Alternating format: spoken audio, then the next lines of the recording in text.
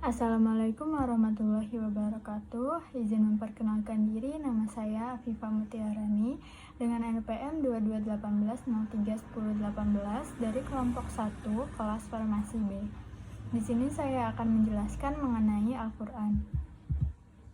Definisi Al-Quran. Al-Quran memiliki beberapa unsur definisi, yaitu Al-Quran merupakan firman Allah atau wahyu Allah Subhanahu wa Ta'ala, mengandung mukjizat, diwahyukan secara mutawatir kepada Nabi Muhammad SAW, baik redaksi maupun maknanya, melalui malaikat Jibril dalam waktu 22 tahun, 2 bulan, 22 hari, berbahasa Arab atau bertuliskan huruf muzab, dimulai dengan surat Al-Fatihah dan diakhiri surat An-Nas, bersifat universal dan membacanya bernilai ibadah. Al-Quran di dalamnya mengandung pokok-pokok ajaran agama Islam sebagai berikut. Yang pertama, Arkanu al-Iman, yaitu keyakinan atau keimanan.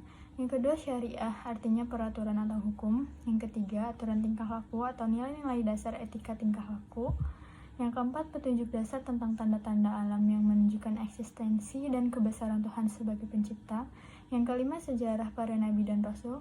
Yang keenam, informasi tentang alam gaib, seperti adanya jin, hari kiamat, surga, dan neraka.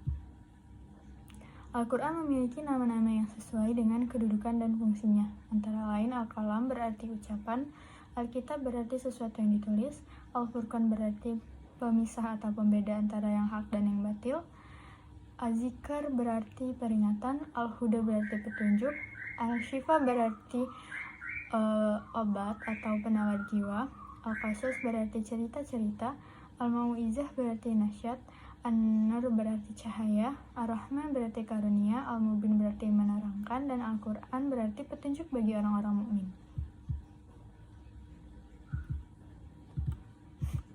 Bukti kebenaran Al-Quran.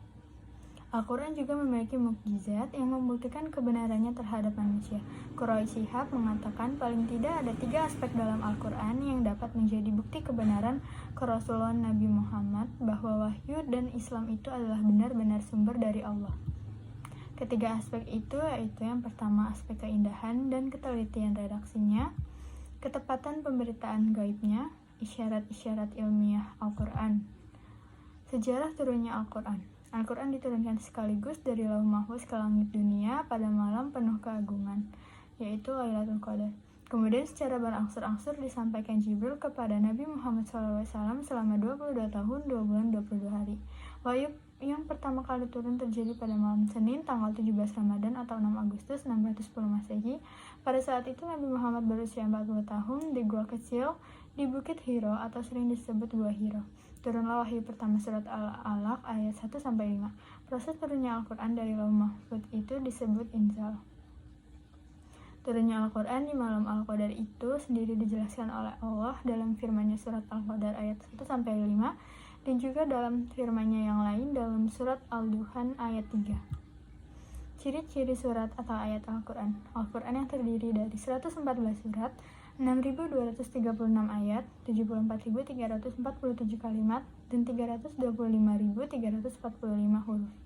86 surat atau 19 dari 30 dari seluruh isi Al-Quran adalah ayat-ayat Makkiyah, dan 28 surat atau 11/30 sisanya adalah ayat-ayat Madaniyah.